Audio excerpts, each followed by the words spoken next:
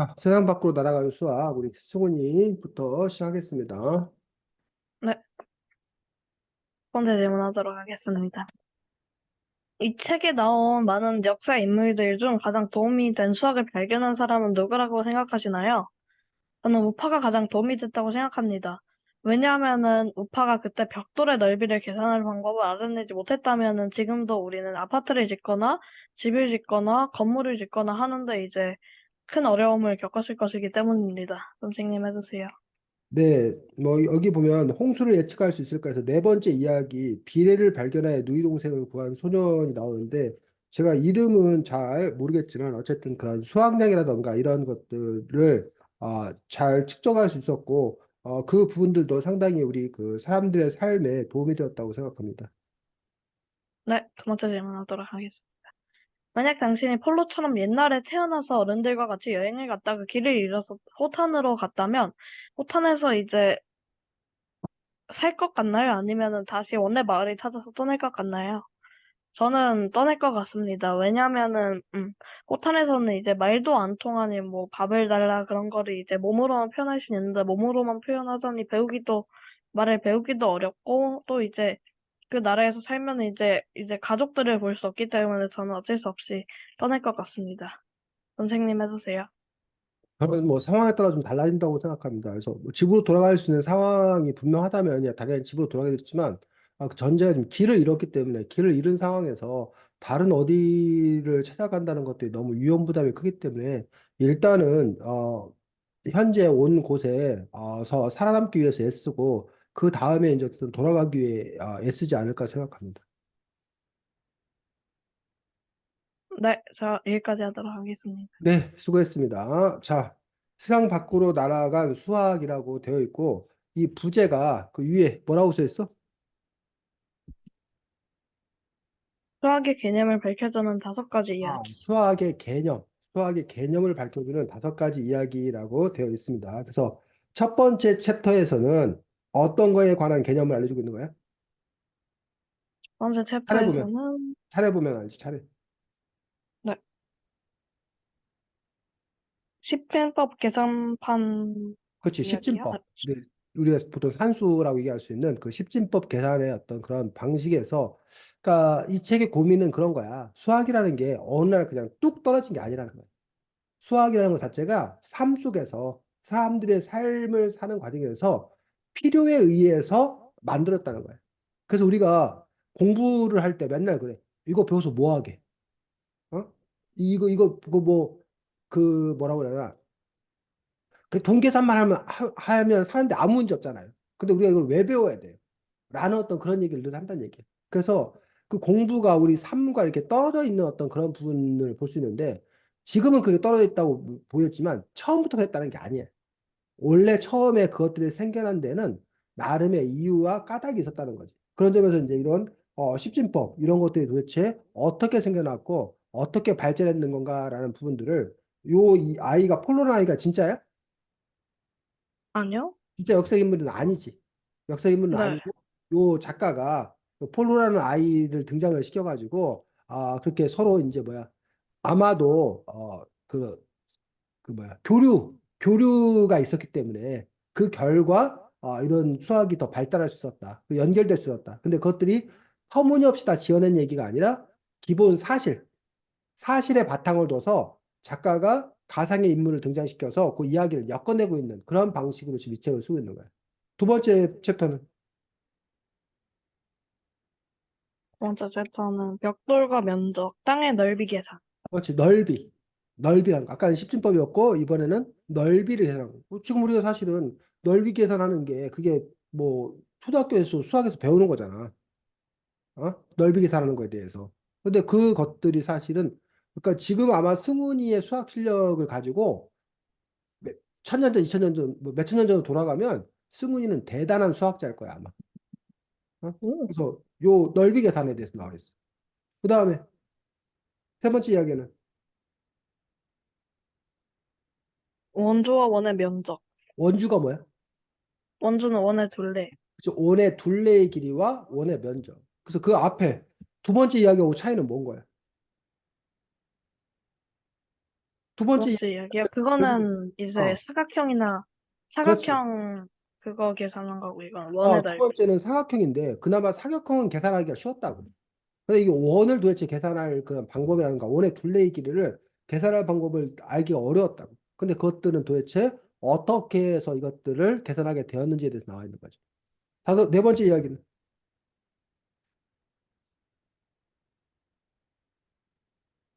네 번째 이야기.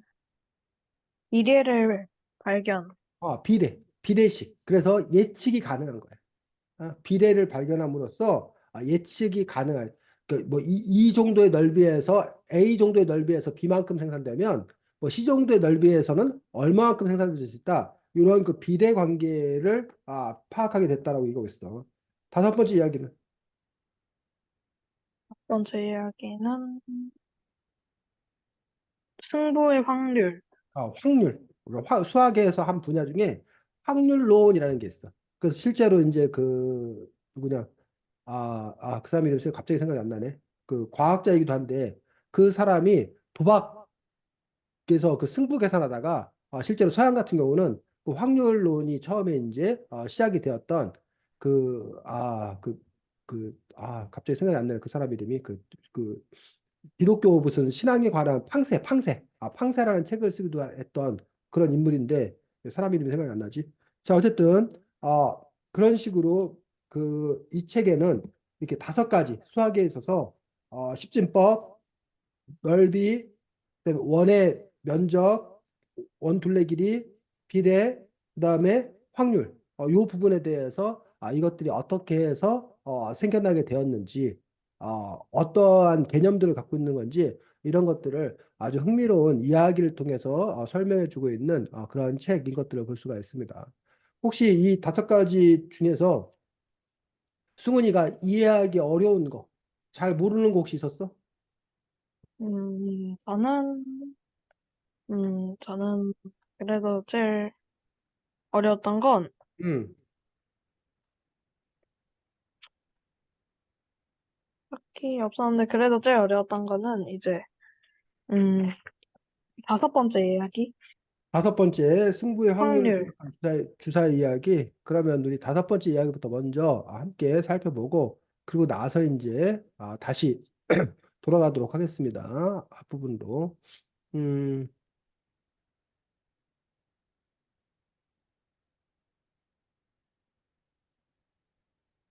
그래서 여기에서는 그 샤바왕이 동서 쪽의 강대국으로부터 침공의 위협을 받는 것들에 대해서 사실은 상당히 이제 그 뭐야 위기의식 뭐 이런 것들을 갖고 있고 이게 진짜 역사적 사실인지 뭔지 모르겠는데 주사위 내기를 갖고서 그것들을 이제 물리칠 계획을 세우게 되는 그런 부분들을 볼 수가 있습니다. 그래서 169쪽 보겠습니다.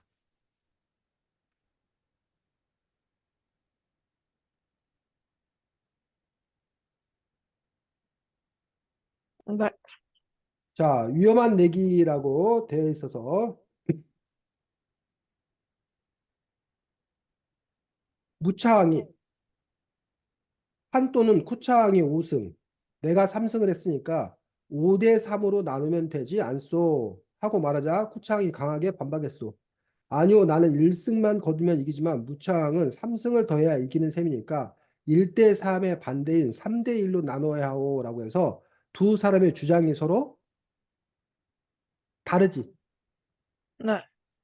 근데 왜 이렇게 서로 다른 주장을 펼치고 있는 거야?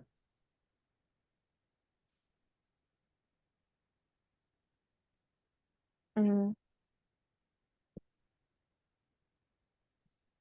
5대 3으로 나누는 것과 3대 1로 나누는 게 뭐 달라? 아니요? 똑같아? 그러면 이 사람들이 싸울 필요가 없잖아. 자, 여기 보면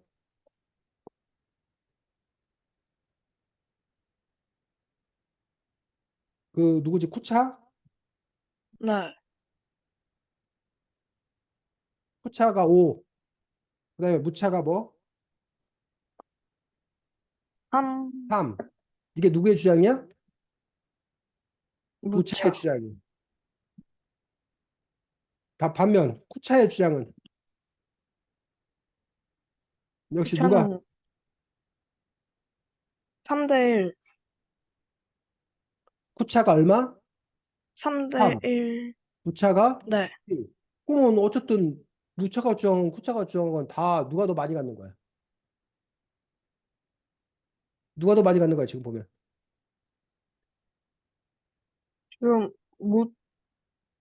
쿠차가 더 많이 갖는 거잖아, 무차보다. 그쵸. 5대 3이 네. 됐던 3대 1이 됐던. 근데 왜 쿠차는 굳이 5대 3이 아니라 3대 1이라고 주장하고 있냐고. 이 둘은 분명히 차이가 있기 때문에 그래. 자, 만약에 나눠야 될 돈이 8만 원이라고 생각해 보자. 8만 원. 8만 원이라고 생각하면 무차의 주장에 따르면 얼마를 가지면 돼, 쿠차가?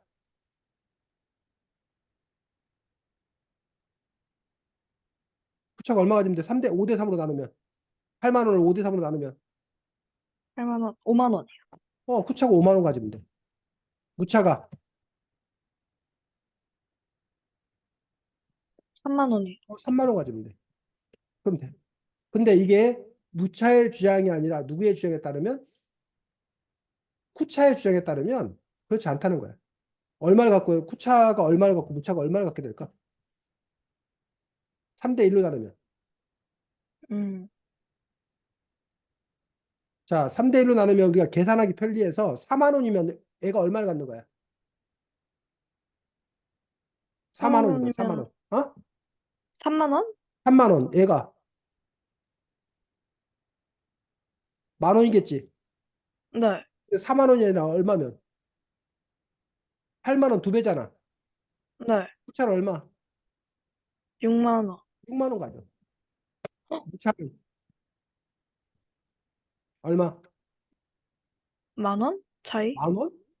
아니죠. 4만 원일 때 만 원이면 8만 원일 때는 얼마를 갖고 해야 돼? 3만 원 차이? 아니, 무차는 얼마를 가져야 되냐고. 8만 원을 얘는 6만 원 가지면 얘가 당연히 얼마 가져야 돼?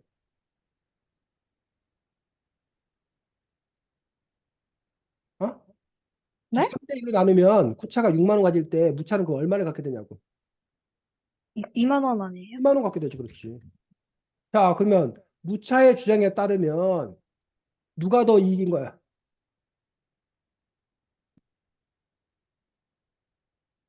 무차의 주장에 묻혀요. 따르면 누가 더 이익이야?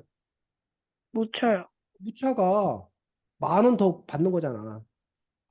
반면 쿠차의 주장에 따르면 누가? 후차가 이득이죠. 쿠차가 이득이야. 결국 얼마 때문에 싸우는 거야? 3만 원? 어? 3만 원 때문에 싸워? 어, 잠깐만요. 이 무차의 주장과 쿠차의 주장이 어떤 차이가 있냐고. 만 원? 만 원의 차이가 있는 거야. 만 원의 차이. 근데 선생님이 지금 이걸 8만 원이라고 해서 그렇지. 이게 80만 원, 800만 원, 8천만 원, 8억. 8억이면 그 1억 차이가 나는 거야. 8천억이면 1천억 차이가 나는 거고. 이해가? 네. 그러다 보니까 이 쿠차 입장에서는 무차 입장에서는 서로 뭐 할 수가 없어? 양보할 수가 없단 말이야. 음, 자, 그러면 누가 수근이가 생각했을 때 이렇게 끝났어. 만약에 5승 대 3승 끝났어. 그러면 승훈이가 생각하기에는 누구의 주장도 했다고 생각 들어? 네? 무차의 주장이 맞아, 쿠차의 주장이 맞아, 아니면 또 다른 승훈이의 주장이 있어? 5승 3승? 어? 5승 3승? 5대 3으로 나누는 게 맞다고 저는, 생각해? 저는 무차라고 생각해요. 무차의 주장이 맞다? 5대 3으로 나누는 게 네. 맞다? 자, 네. 승훈이는 무차의 주장에 손을 들어줬어. 선생님은 승훈이가 무차의 주장이 맞다라고 손을 들어주는 순간 승훈이가 이 책을 잘 읽은 사람인가라고 갑자기 의심이 들었어. 왜 쌤이 승훈이를 의심하게 될까? 음,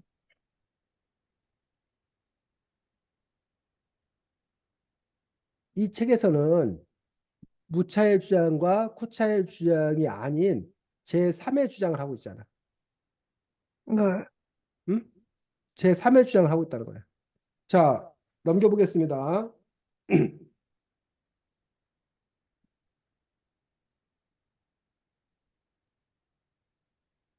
그래서 요 두 분 임금님은 사흘만 기다려 주세요. 사흘 뒤에 반드시 답을 드리겠습니다. 라고 해서 뭐 계략에 대한 이야기들을 이야기하고 있습니다.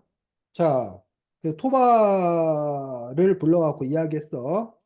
자, 네. 그러면서 이제 이 문제를 어떻게 뭐 할 거냐? 해결할 거냐라는 부분에서 어, 토바가 이제 계산하는 어떤 그런 부분에 대한 고민을 하게 되었다고 했어. 자, 172쪽에 보니까 거기 읽어보겠습니다. 172쪽.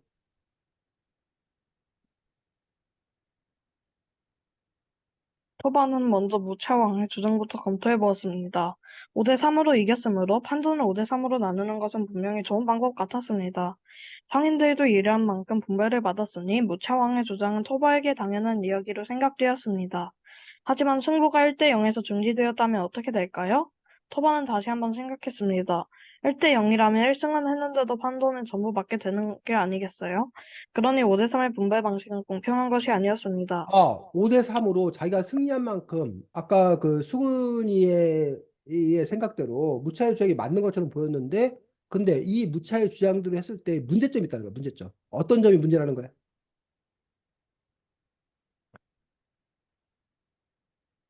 이 무차의 주장이 문제는 승부가 어, 1대 0에서 중지되었으면 어. 4위 혼자서 다 가져갈 거. 그치. 1대 0으로 중단했으면 그러면 1과 0을 가질 거냐. 그러면 이 8만 원을 다 갖고 0을 저기 할 거냐. 앞으로 게임은 계속 남았는데 1대 0이면 앞으로 얼마든지 뒤집어질 가능성이 있잖아.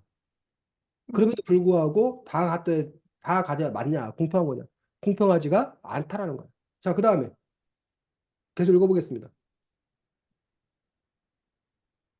네. 초반은 다시 남은 시합의 비율로 돈을 나누자던 쿠차 왕의 주장을 검토해 보았습니다. 이것도 생각해보면 맞는 말 같았습니다. 1승만 하면 이기는 경우와 3승을 더해야 하는 경우는 분명 상황이 다르니까요. 더구나 삼성도 그냥 세 번을 이기는 것이 아니라 계속해서 세 번을 이겨야만 하니 보통 어려운 일이 아니었습니다. 토바는 몇 년 동안 거리에서 조사위 내기를 해온 경험으로 3연승이 얼마나 어려운지 알고 있었습니다. 여기까지 생각하자, 맞아, 본배는 이기기 쉬우냐 어려우냐에 따라 나눠야 해, 라고 하고 결론 지었습니다. 어, 자, 그래서 분배는 이기기 쉬우냐 어려우냐에 따라 나눠야 해라고 결론 지었다. 요 말이 결국은 뭐야? 여기서 확률이 나오는 거야. 즉, 음, 앞으로 이 무차가 원래는 이 경기를 사실은 끝까지 해보면 되잖아. 네, 무차와 쿠차가 그 경기를 끝까지 하면 그냥 이렇게 이런 걱정할 필요가 없어. 별판을 내면 돼. 근데 경기를 중간에 중단을 한 거잖아. 그러면 과연 앞으로 무차가 이길 확률은 얼마큼 되고 누가 이길 확률? 쿠차가 이길 확률은 얼마큼 되는가? 그 확률을 계산한 다음에 그 확률대로 뭐 하면 된다? 나눠 가지면 된다라고 판단을 한 거야. 자, 그러면서 한 일이 뭐라는 거야? 113쪽에. 네, 그러면 3연승을 하려면 100번 시합하면 몇 번 일어날까라고 고민을 해가지고 주머니 동전 세개를 꺼내서 세개를 한 번에 던져 세 개가 똑같이 나오는 횟수가 전체 횟수에서 어느 정도 비율일까 실험을 해봤다라고 얘기를 하고 있습니다. 그래서 그런 얘기에 대해서 그 부분들, 그러니까 우리가 동전 세개를 던졌을 때 똑같이 나올 뭐 확률에 대해서 이야기를 했는데 이 사람은 실질적으로 뭐 한 거야? 그거를 자기가 직접 해본 거잖아. 어? 근데 음, 올바르는 그렇게 직접 해? 아니요? 직접 하는 거가 좋은 점은 확실해. 문제점은 너무 왜, 너무 시간이 오래 걸려요. 많이 걸려. 그런 문제가 있다는 거예요. 어쨌든 여기 보니까 1600번 중 3개가 동시에 나온 횟수는 정확히 200번이었다 해서 비율은 1600분의 200에서 8분의 1이었다라고 이야기하고 있는 것들을 볼 수가 있습니다. 그래서 그 까닭은 왜 3개가 동시에 나오는 게 8분의 1인지 혹시 알아? 나오는 경우의 수가 네, 앞면 이 3개잖아. 네, 3개를 던졌을 때 3개, 3개, 3개가 앞면이 나올 수 있지. 네, 또 하나는 이거는 앞면인데 요거는 뭐일 수 있어? 뒷면, 뒷면이고 요거는 앞면일 수 있겠지. 네, 또 요거는 앞면인데 요건 뒷면이고 이것도 뭐일 수 있어? 뒷면일 수 있겠지. 네, 어? 맞아? 아, 쌤이 네, 좀 잘못했다. 아, 요거 앞면, 앞면, 앞면. 근데 요거는 앞면인데 요것만 뒷면일 수 있고. 요런 경우도 있겠지. 맞아? 네, 두 개가 앞면 나오고 이거 하나만 뒷면 나오는 경우도 있고 세 개가 다 앞면 나오는 경우도 있고. 또 어떤 경우가 있어? 요거는 뭔데? 뒷면인데. 요거는 뭐고? 앞면이고. 요것도 앞면일 네, 수 있겠지. 네, 요거는 뒷면인데. 네. 요거는 뭐고? 앞면, 앞면이고 요거는 뒷면일 수 있겠지. 뒷면. 또 네, 요거는 뒷면인데. 네, 요것도 뒷면이고. 네, 요건 앞면이고. 요거 뒷면, 네, 이거 뒷면, 이거 뒷면이겠지. 네. 맞아. 그럼 몇 가지 경우야? 한 개, 두 개, 세 개, 네 개, 다섯, 여섯, 일곱, 여덟 가지요. 여덟 가지 경우. 여덟 가지 경우 중에 요 앞면이 세 번 연속 나올 확률은 몇 번? 몇 번? 여덟, 여덟 가지 8분의, 중에 한 번이잖아. 그럼 네, 확률 몇 번이라는 거야? 8분의 1이라는 거야. 어? 음, 이건 우리가 이제 경우의 수를 뭐 해보는 거야? 생각을 해보는 거야. 경우의 수를 생각해보고 그 결과 8분의 1 확률이 나올 거다라고 우리가 이거를 추리해낸 거야. 근데 이 사람은 이렇게 한 게 아니라 실제 뭐 한 거야? 동전을. 막 던진 거. 몇백 번 던져본 거야. 몇백 번 던져봤더니 아, 8분의 1로 수렴되더라. 8분의 1의 확률로 되더라. 라고 이야기를 하는 거야. 그 다음에 요거를 이제 또 바꾸면 요 동전이 사실은 이 동전이 나올 확률은 앞면, 뒷면 몇 번이야? 두 번이지. 네, 두 개 있잖아. 요거는, 네, 요것도 몇 번? 두 개지. 네. 그것도 몇 개? 세 개? 두 개지. 아이, 앞면, 뒷면 두 네, 개만 있잖아. 네. 2 곱하기 2 곱하기 2 하면 뭐야? 8. 8. 그 여덟 가지 경우가 나오는 거니까 그 중에서 하나가 8분의 1이라는 얘기야. 이해가 가? 네, 자, 직접 던져보는 방법, 이렇게 경우의 수를 계산해보는 방법, 그다음에 이렇게 뭘로? 수로 따져보는 방법. 네. 세 가지가 있어. 어느 게 제일 간편해? 수로 따지는 방법. 이게 제일 간편해. 자, 그럼 요걸 과연 제대로 이해했나 보자고, 수근이가. 네, 자, 선생님이 수근이한테 주사위, 당연히 네, 경림매체 주사위겠지. 1부터 6까지 써 있는 주사위 네, 하나와, 어? 그 다음에 동전, 500원짜리 네, 동전 하나를 줬어. 네, 그리고 나서 주사위 중에 숫자 5가 나오고, 어? 네, 그 다음에 동전에서 그 500원짜리 학 그려져 있나? 네. 학이 그린 것. 음, 학이 있는 곳이 나오면 승훈이가 이기는 거야. 네, 그리고 나머지 경우는 선생님이 이겨. 네. 그러면 승훈이가 이길 확률은 얼마일까? 음,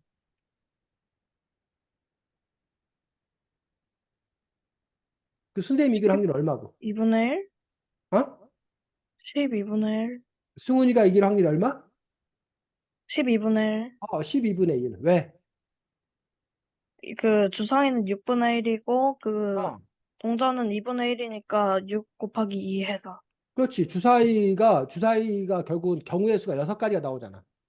동전은 네, 경우의 수가 2가지가 나오지. 그래서 결국은 경우의 수가 몇 가지? 12가지가 있는 거지. 맞아? 네, 이 하나니까 12분의 1이라는 확률이라는 거야. 그래서 승은이가 이 경우에 한 돈을 걸면 자, 내기에서 그 네가 이기면 내가 너한테 10,000원 줄게. 네가 지면 나한테 10,000원 줘. 라고 하면 승은이는 그 내기를 하면 돼, 안 돼? 안 돼요. 안 되지. 압도적으로 불리한 거지. 그러면 최소한 승은이가 그 내기를 하려면 네가 이기면 내가 12만 원을 주고 어? 반면에 네, 승은이가 이기면 얼마를 주고? 아니, 승훈이 네가 이기면 내가 12만 원을 주고 네. 선생님이 이기면 얼마를 준다? 만 원을 만 준다. 원? 라고 하면 뭐 할 수 있어? 할만해요. 할 만하지. 사실은 너한테 이익이야. 너는 사실은 11만 원만 준다고 해도 할 수가 있다는 거지.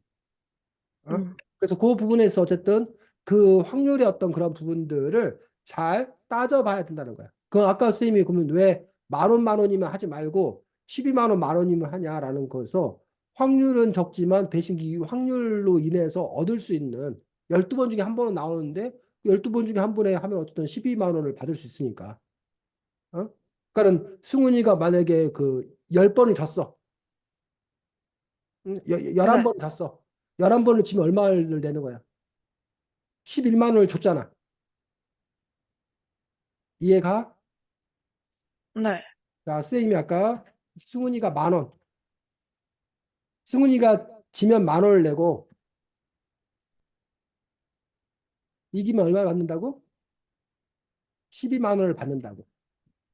음, 이러면 승훈이가 도전해 볼 만하다고. 왜? 11번 지면 얼마를 내? 11만 원. 11만 원을 내. 근데 한 번 이기면 얼마를 받아? 승훈이가 한 번 이기면 얼마를 받아? 승훈아 이기면 얼마 받기로 했어? 12만 원. 12만 원 받는다고.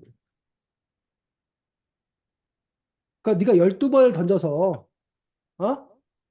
네. 질, 확- 질 가능성은 몇 번이야? 11번, 11번. 네. 근데 이길 가능성은 12번 던져서 몇 번? 한 번. 한 번이야. 그래서 네가 최소한 12번을 던지면 한 번은 나올 거 아니야. 네. 이해가? 네. 그러니까 너는 그럼 12만 원 받는 거고 11번 나온 거 11만 원 내는 거니까 12만 원 받고 11만 원 주면 결국 얼마를 이기는 거야? 너한테는 만 원이 이익이 되는 거지. 네. 어? 그래서 이게 만약에 공평하게 되려면 1만 원 내고 지면 뭐 이기면 얼마? 11만 원 받는다라고 하면 이건 정말 그냥 운이지, 운.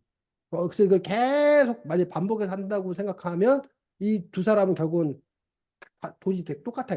계속 반복해서 한다고 생각하면. 많이 음, 할수록, 많이 하면 많이 할수록. 자, 이런 부분에서 어쨌든 요 확률에 대해서 아는 것들이 필요하다라고 하는데, 어쨌든, 자, 그 확률에 대해서 얘기를 하고 있습니다. 그래서 3연승이 일어날 확률에 대해서 이야기를 했습니다. 그래서 114쪽에 보니까 쿠차항이 이길 확률은 몇 번? 114쪽.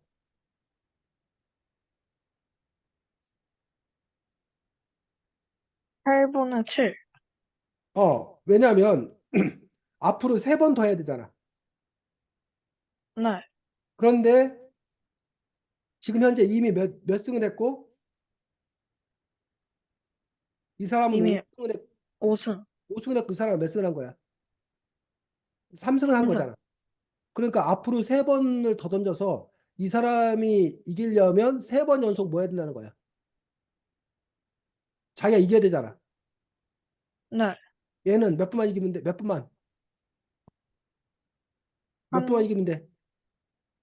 앞으로 한 번? 한 번만 더 이기면 된다고. 그러니까 네. 무차 같은 경우에 3번 연속해서 이길 확률이 몇 분의 몇이라고? 3번 연속해서 이길 확률이 응, 8분의 1. 8분의 1이라고. 그리고 쿠차는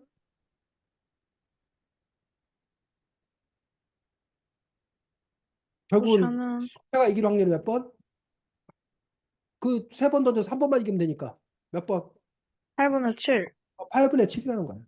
그래서 그럼 앞으로 계속 게임을 한다고 했었을 때 무차는 이길 확률이 8분의 1이고 쿠차는 8분의 7이니까 그 상금을 얼마 대 얼마로 나눠준다는 거야? 이 사람 이름이 누구? 토반가? 1대1. 토바의 주장은 쿠차가 얼마를 갖고 오차가 7.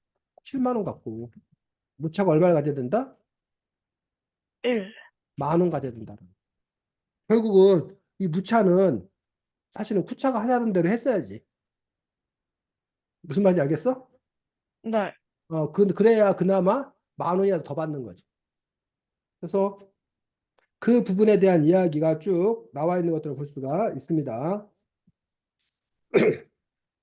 그래서 뭐 확률에 관해서 이길 그 확률에 대한 이야기가 쭉 돼 있고 어,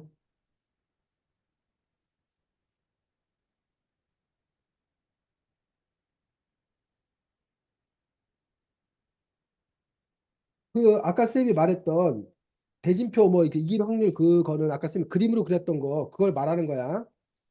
네. 그렇기 때문에 아까 여기 나와 있는 대진표 이 네. 책에서 대진표 그려봤잖아. 네. 몇 번째 181쪽에 네. 그거는 이렇게 해보는 거라고 이렇게 직접 그려보는 거라고. 네. 근데 그렇게 해볼 필요도 없이 나중에는 뭐 해보면 된다고 이렇게 수학적으로 계산해 숫자기. 보면 더 빨리 할 수 있다고 그거를.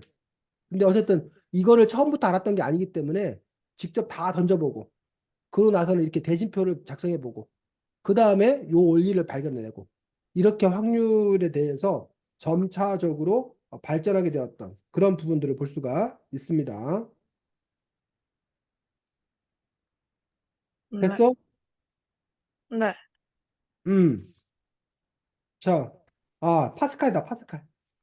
그, 제일 마지막에 이 확률의 기초를 세운 것은 파스칼과 페르마입니다라고 해서 파스칼과 페르마에서 확률의 탄생을 이렇게 꾸며낸 얘기다라고 얘기했는데 이 파스칼과 페르마인데 이 파스칼도 사실은 결국 아까 도박 그에서 이길 확률을 계산하다가 요 확률의 원리를 발견하게 되었다라고 이야기하고 있습니다. 자, 그 다음에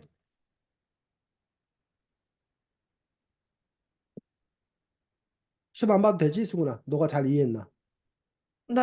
이해한 거 맞지? 네.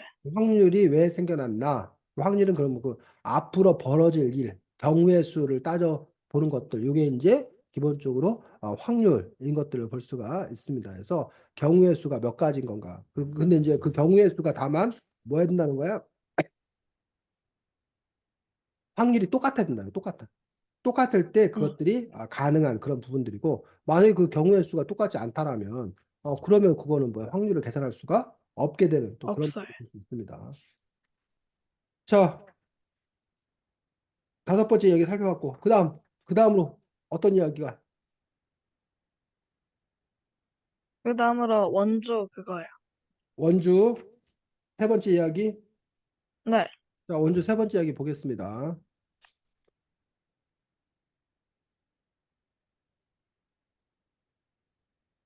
105쪽 보겠습니다.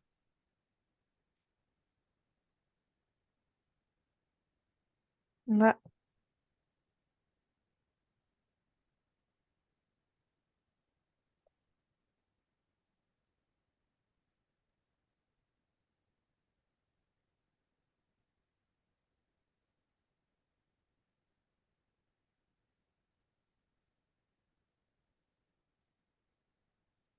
자, 그 전에 이제 보면, 아, 원기둥의 둘레의 길이를 재는데, 원기둥의 둘레의 길이를 잴 때 있어서 어려움이 있었다는 거야. 각기둥. 각기둥은 금방 잴 수 있는데, 각기둥이 뭔지 알아? 네. 각기둥이 뭐야? 각기등은 이제 음, 모서리가 있는 어, 기둥? 그렇지. 이런 식으로 되어 있는 게 각기둥이겠지. 어? 이 사각기둥. 이런 같은 경우는 둘레 길이가 이거 더하기, 이거 더하기, 이거 더하기, 이거 더하기 이 3면을 뭐 하면 돼? 더하면 되잖아. 하면 돼. 요 가로 길이 2개, 세로 길이 2개. 요거 더하면 이 둘레 길이가 나오잖아. 네. 뭐는 원기둥은 네.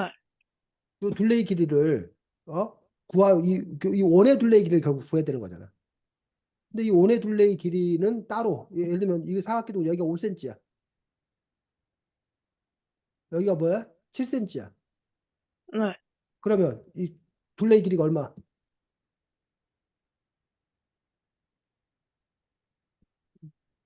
가로가 5고 세로가 7이면 둘레의 길이가 둘레의 길이가 48? 어? 48? 왜? 이 둘레의 길이. 아닌가? 이게 5cm, 이게 7cm.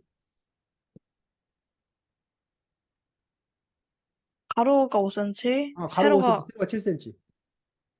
네, 그거 얼마야? 이 둘레의 길이가.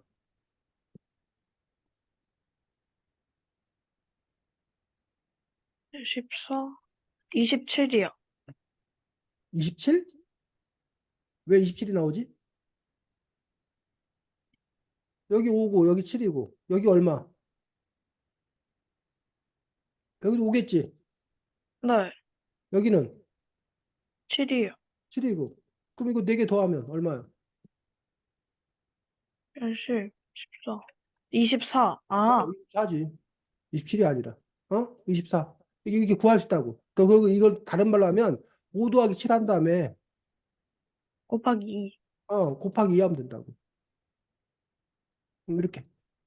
아니면 이게 만약에 다 5cm다. 다 똑같은 정육면체 뭐야, 정사각형 기둥이다. 그러면 5를 4번 곱하면 되지, 그냥. 이렇게 구하면 된다고. 근데 이 온기둥 같은 경우에 이 둘레 길이를 도대체 어떻게 구할 거냐라는 얘기야. 그래서 여기도 제일 처음에는 어떻게 했다는 거야? 103쪽에 보니까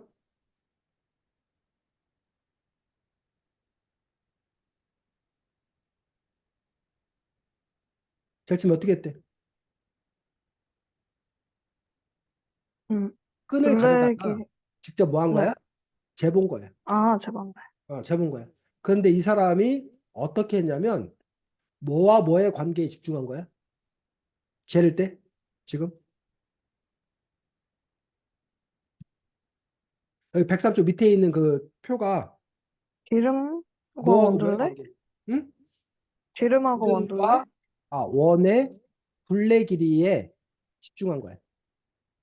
그래서 지름이 10cm일 때 원의 둘레는 얼마인지, 지름이 15cm일 때 원의 둘레가 얼마인지, 지름이 20일 때 원의 둘레가 얼마인지. 근데 보니까 여기에서 공통의 비율이 있더라라는 얘기야. 그 공통의 비율이 얼마? 3.14. 3과 약 7분의 1이더라라는 얘기야. 그래서 그게 우리가 보통 말하는 3.14라고 얘기하는 거야. 근데 요거를 우리가 다른 말로 뭐라고 그래? 원조율. 원주율. 이른바 파이. 그래서 파이의 날이 아예 있을 만큼 수학의 역사에서 이 파이의 발견은 상당히 중요한 그런 부분을 볼 수가 있습니다. 그래서 3과 7분의 1인데 문제는 3과 7분의 1이 딱 떨어지는 수가 아니에요. 아니지. 그래갖고 3.14 어쩌고저쩌고 막 그래서 그 온주율 누가 더 길게 외우느냐 계산하느냐 그거 갖고 뭘 하기도 하던데 원주 그래서 어쨌든 근데 우리는 그냥 보통 소수점 두 자리까지만 얘기해가지고 3.14라고 얘기하는 그런 부분을 볼 수가 있습니다. 자, 그러면 여기 나와 있는 문제 105쪽 지름 5cm 네. 미터의 원의 둘레의 길이는 얼마야? 5.7? 응? 5.7cm? 5.7? 아닌가요?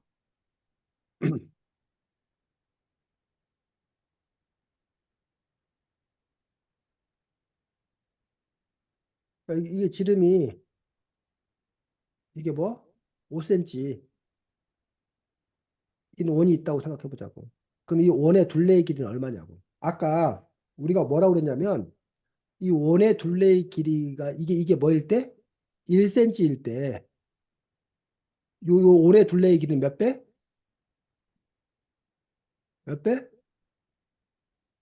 3.14배. 3.14배. 그 3과 7분의 1. 3과 7분의 1이라고 그랬잖아. 그래서 약 3.14로 했잖아. 그럼 이게 지름의 길이가 5cm면 이 원의 둘레의 길이는 얼마겠냐고.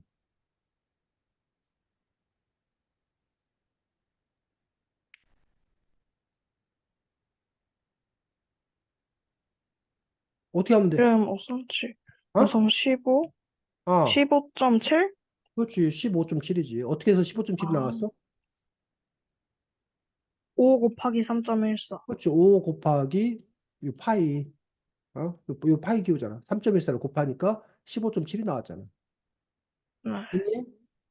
네. 그런 식으로 이제 우리가 이 원주율이라는 거, 파이를 알게 되면서부터 요 지름 곱하기 원주율, 요걸 곱하면 이 원의 둘레의 길이를 구할 수 있다라는 것들을 알아내게 되었다는 거예요. 그러니까 그 다음부터는 이 원의 둘레의 길이를 일일이 끈을 갖고 다니면서 뭐 할 필요가 없게 되었다? 될 할 필요가. 필요가 없게 되었다. 결국 이 파이, 3.14라는 이 파이를 발견한 것들이 결국은 대단한 거였고, 이 3.14라는 파이를 발견한 비결은 결국은 실제로 재본 거야. 1cm일 때는 얼마, 뭐 2cm일 때는 얼마, 3cm일 때는 얼마라고 봤더니 공통적으로 다 3과 7분의 1배다라는 것들을 발견한 거란 얘기예요. 수학적 발견. 그래서 우리가 파이를 음, 발견했기 때문에 원의 둘레의 길이를 쉽게 구할 수 있게 됐다. 그것들이 이제 원주율이라는 거야. 원의 둘레 길이. 자, 그런데 이제 이 원의 뭐? 둘레 길이가 아니라 이 원의 면적을 우리가 알고 싶다는 얘기. 우리가 그동안 사각형의 면적은 어떻게 구하면 된다는 거 알았어? 가로 곱하기 세로. 가로 곱하기 세로. 요게 가로가 몇 칸, 이렇게 네 칸이다. 세로가 하나, 둘, 네 칸이다. 그럼 결국 이게 가로가 넷, 세로가 넷일 경우에 결국 이세 보면 하나, 둘, 셋, 넷, 다 세보니까 16개잖아. 결국은 그래서 이가 가로 곱하기 뭐 하면 세로 하면 이 전체의 면적이 나온다라는 것들을 발견해 갖고 가로 세로 했단 말이에요. 근데 이거는 그러면 이 음, 원의 면적은 그럼 도대체 우리가 어떻게 구해야 하냐라는 얘기예요. 그 원의 면적을 구하는 거가 역시 쉽지가 않더라라는 얘기. 자, 여기 108쪽 108쪽에 이런 질문이 나와. 가로 세로 17cm의 각기둥과 지름 20cm의 원기둥 중에서 어느 쪽이 더 뭐할까? 굵을까? 그래서 가로 세로 17cm, 그 다음에 지름 20cm라고 이렇게 직관적으로 딱 보면 뭐가 더 굵을 것 같아? 저는 원이야. 원이 20cm니까 원이 더 굵을 거 같다라는 얘기야. 근데 과연 원이 더 뭐한가? 굵은가? 굵은가? 라는 그런 부분들에 대해서 의문을 가지고 이것들을 어떻게 하면 비교할 수 있을까라고 생각을 했다는 거예요. 그래서 이 사람이 이제 하게 된 것들이 뭐다? 109 쪽에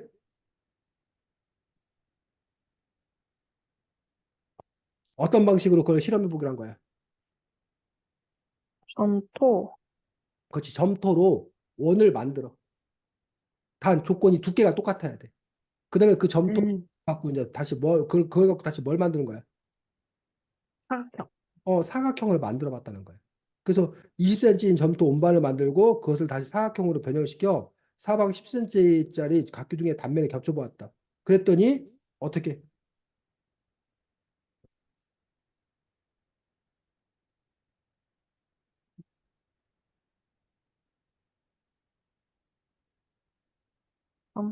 조금?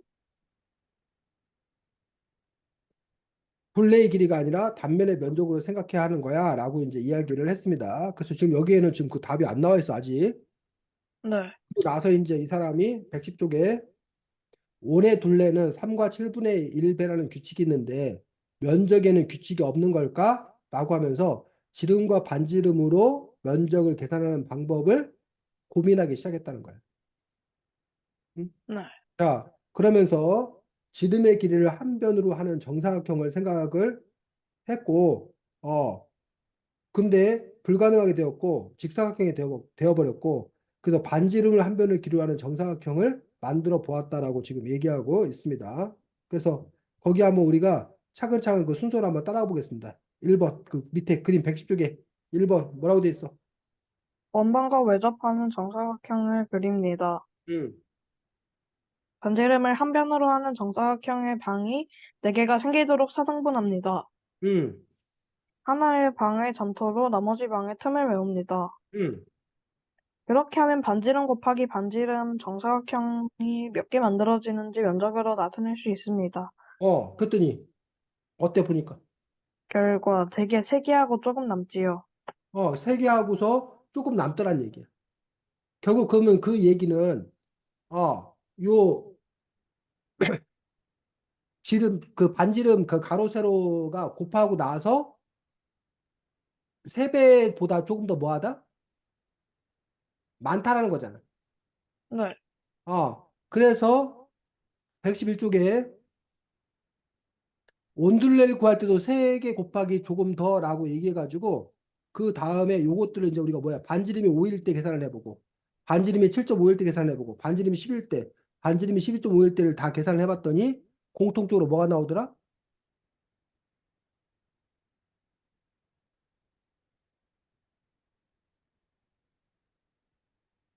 응? 공통적으로 뭐가 나와?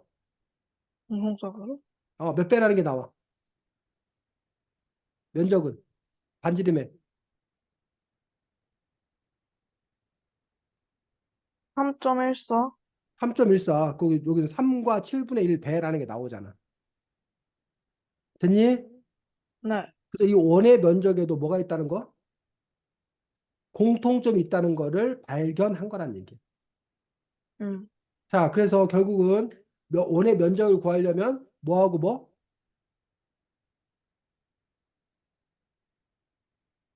원의 면적은 어떻게 오늘 구하냐? 면접 원의 면적을 구하는 공식은. 반지름 곱하기 반지름 곱하기 3과 7분의 1. 근데 그게 왜 반지름 곱하기 원주율이 나왔냐? 3과 7분의 1 나왔냐? 그 얘기는 아까 봤던 요것 때문에 나온 거예요. 요것 때문에.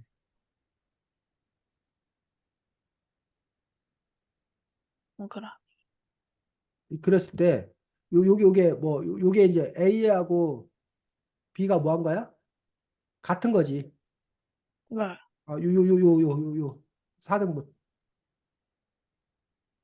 정사건 요거 같은 거란 얘기. 그래서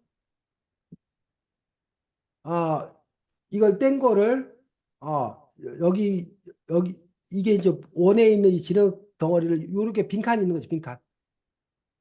요 빈칸 있잖아. 또 네. 요거를 떼다가 요걸 떼다가 여기를 메우기 시작한 거야. 여기를 메우기 시작한 거야. 그랬더니 그러면 요게 이게 요 한 칸, 두 칸, 세 칸은 확실히 차르고 채워진 거지. 이걸 떼다가 갖다 했더니 요 진흙이 요만큼밖에 안 남은 거야. 요만큼밖에. 나머지 진흙이. 그럼 요게 도대체 얼마만큼이냐라는 거야. 그래서 결국은 요게 반지름 그러니까 요거 하나, 요거 하나, 요거 하나 이런 게 몇 개? 세 개. 음. 그리고 요게 얼마? 7분의 1.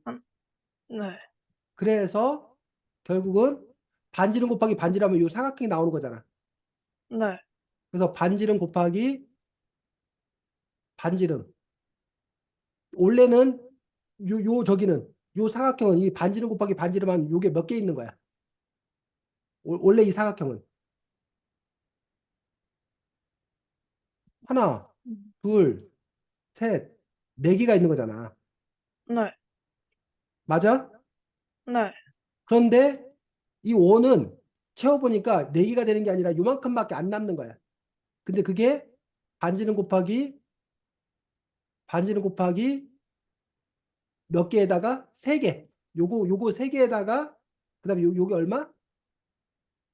7분의 1만큼이라는 거야. 요 규칙을 발견한 거야. 그래서 음. 3과 7분의 1을 이거를 뭘로 표시하면 소수로 표시하면 이게 3.5, 14. 14라는 거야. 그래서 결국은 요 원의 둘레의 길이를 구할 때 만약에 이 원의 둘레의 길이가 이게 이 지름이 10cm야. 그러면 넓이는 원의 넓이는 얼마? 이 원의 넓이는 오. 얼마 곱하기 얼마 25 곱하기 곱하기 어? 3.14. 얼마 25 곱하기 곱하기 그렇지. 3.14. 25 곱하기 3.14를 하면 된다는 거야. 결국 25파이지. 원래 뭐 계산해야 되는데 우리가 25파이가 나오는 거지. 25파이는 결국 이거의 반. 5 곱하기 5에서 5, 25 파이가 나오는 거란 얘기. 됐어? 네. 이거 둘레의 길이 원주는 얼마? 이게 10cm. 3점. 아, 먼저 읽어요. 어. 원주는 아까 지름의 길이 곱하기 얼마라고 그랬어? 원주율이라고 그랬지. 그러니까 네. 얼마? 10 파이지. 맞아? 네. 아니면 그냥 31.4 계산하기 쉬우니까 32.4cm가 되겠네. 이런 음, 식으로. 그래서 어쨌든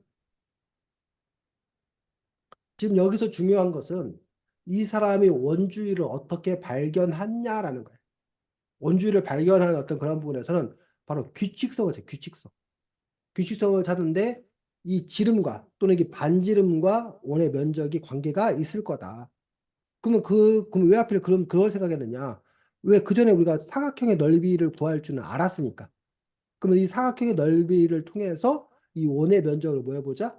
구해보자. 일단 그 아이디어를 한 게 놀라운 거야. 그 다음에 그걸 실현하기 위해서 바로 이렇게 점토를 이용해 가지고 그걸 채워놓고 그렇게 해서 실증해 본 게 놀라운 거고. 그 다음에 그걸 갖고 음, 비율을 계산해서 바로 파이 3.14라는 그거를 규칙을 찾아낸 게 놀라운 거고. 그러다 보니까 이제 우리가 더 이상은 매번마다 이걸 점토판을 갖고 우리가 해볼 필요가 있어 없어? 없어요. 없다는 거야. 공식이니까. 그럼 우리는 이런 공식에 의해서 뭐야 쉽게 이렇게 원의 면적이라든가 이런 것들을 구할 수 있게 되었다라는 얘기지. 됐습니까? 네. 그래서 그 과정들을 차근차근하게 여기 책에서는 보여주고 있는 것들을 볼 수가 있습니다. 자, 그런 식으로 해서 이제 이 책에서는 제일 마지막에 정리해주는 그런 부분들이 있는데, 자, 첫 번째 이야기 같은 경우에 제일 마지막에 정리해준 것들이 꼭 기억해야 51쪽.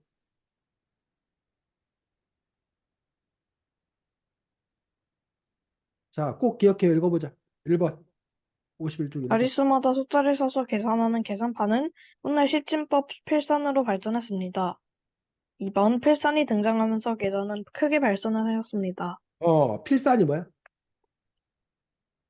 필산은 써서 푸는 건가? 그렇지. 써서 계산하는 거. 써서 계산하는 거. 그래서 계산판. 그래서 우리가 여러분들이 뭐야?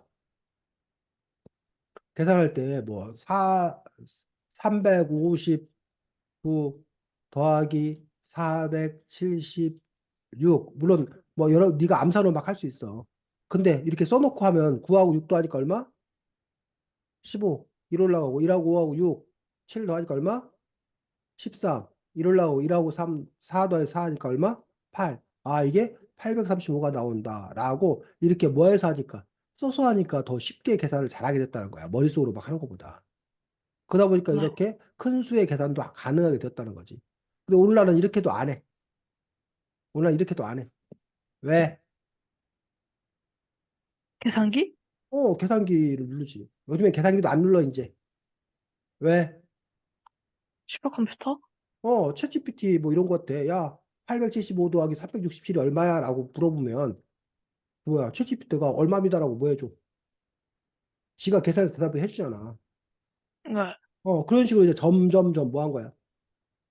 발전한 거란 거지. 근데 이제 그것들이 어떻게 해서 가능한지라는 그 발전의 과정이 있는데 그 과정을 우리가 다 생략해버리고 그 결과만 우리가 지금 알고 있는 거라는 얘기예요. 근데 우리가 다행히 이게 인류 역사가 이어지기 때문에 문제가 없는데 만약에 거기 뭐 단절됐다. 그러면 나중에 그 사람들은 그럼 다시 처음부터 돌아가야 되겠지. 그게 왜 그렇게 됐는지를 모르니까. 그런 문제가 생기겠지. 자, 2단원 끝부분 몇 쪽이야? 두 번째 바닥의 끝부분은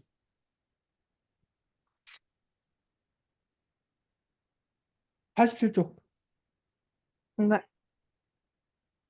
읽어볼까요? 어, 1번 면적은 가로 길이 곱하기 세로 길이로 계산할 수 있습니다. 2번 면적과 세로나 가로의 길이 중 하나만 알면 나머지 길이도 알 수 있습니다. 이게 뭔 말이야? 2번이 뭔 말이야? 2번은 면적이랑 세로나 가로 중 한 개를 알면 이제 면적 나누기 세로나 가로를 해가지고 나머지 한 개의 길이를 알 수 있다는 거죠. 그렇지. 이게 4야, 4cm야. 세로가. 이게 24 제곱센티미터야. 그러면 요 지금 요 가로의 길이를 몰라. 세로 그렇지 가로의 길이를 몰라. 그럼 이 가로의 길이가 얼마다?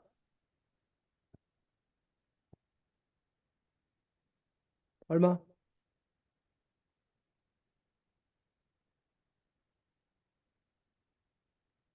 승훈아.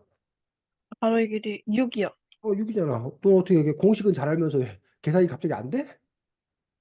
그래서 나온 이유가 아까 네가 원래 4 곱하기 6이 24가 되는데 그러니까 4 곱하기 몰라. 네모는 24니까 요 네모를 구하기 위해서 네모는 24 나누기 4 해가지고 네모는 6 뭐 이렇게 나오겠지. 어? 아니면 그러니까 4가 24가 되는 거. 4, 1은 4, 4, 2, 8, 뭐 이렇게 해갖고 4, 1개 24에서 6이라고 계산할 수 있는 거고. 아니면 24에서 이 4를 나눠서 6이 나올 수 있는 거고. 그 얘기하고 있는 거야. 자, 그 다음에, 그래서 사실은 요걸로만 놓고 보면 되게 허무해. 우리 너무나 잘 알고 있는 거야. 근데 이거를 하루아침에 안 게 아니라는 거야. 수십 년, 수백 년, 음, 수천 년에 걸쳐서 네. 오랜 그런 그 고민 끝에 이거를 드디어 사람들이 발견해 낸 거야. 그러니까 그때는 그게 너무나 뭐 하는 거야? 신기한 거야. 지금 우리 초등학생도 알고 있는 그 사실들이 과거에는 몰랐다는 거야. 그런 거대에서 새로운 것들을 이렇게 발견해 넣었던 그런 작업들을 하고 있는 걸 볼 수가 있습니다. 세 번째 얘기는 아까 했지. 네. 넘어가고 네 번째 이야기 제일 끝부분 145쪽 읽어보겠습니다. 네.